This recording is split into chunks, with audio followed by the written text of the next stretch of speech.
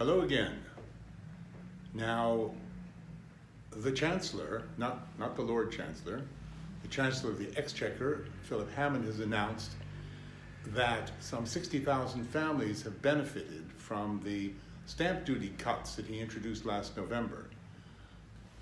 Those cuts were on homes, flats and homes that cost up to £500,000, which is a lot of money, but in today's property market, doesn't buy all that much, especially here in London. The savings in stamp duty for the people who benefited is really a few £1,000s. So the experts tell me, and I've polled a lot of property experts and tax experts, they tell me that those people would have bought those homes anyway. They weren't going to defer the purchase of the home for a few £1,000s. The Office of Budget Responsibility, part of the government, came out also at the same time as the Chancellor made his announcement and said that it's actually, surprise, surprise, cost the government up to 20% more than they thought it would to institute these changes. Yet another example of government action producing an opposite effect than what was desired. What? The point is that everything is skew-if. It's all backwards. The problem is the stamp duty itself, and it's not just about rich people and expensive multi-million, gazillion pound homes. It's about the fact that our property market in this country is frozen solid. Nothing is moving. Prices have fallen by 15, 20, 25%. People have lost their inheritance, their annuity, their life savings, tied up in equity.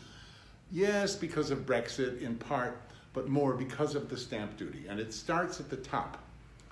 So if you have somebody who's got a home worth many, many, many millions, it's going to cost somebody hundreds of thousands of pounds, maybe even $1 million or $2 million, in stamp duty paid to the government that they can't get back to buy that house. So guess what? That person doesn't sell. So that guy with that £5 million house doesn't sell to the person with a £3 million house, which he can't leave because the family with the £1.5 million house can't sell theirs because the bloke with the £750,000 house who's just had another kid can't sell his to the couple who's just had their first baby with the £380,000 house, and nothing moves. Now, Mr. Hammond, with the greatest respect, and thank you for trying, cutting at the bottom is kind of like a ship going through a frozen sea and lopping off the top of an iceberg and saying, well, that's it, sea lane's clear. You've got to start at the other end. Sir, you must start, Prime Minister, you must start at the top. You have to take the stamp duty, the punitive stamp duty, off the most expensive properties so the people who want to downsize those can move to something less expensive, and those people can sell to something for somebody who aspires coming up. The whole process is frozen, and lopping off the bottom of the rotten apple doesn't solve the problem. So please, have a rethink about this, and especially if we're going to have a Brexit, which it looks like we have to have, yeah, fine, and it might be a great thing, who knows?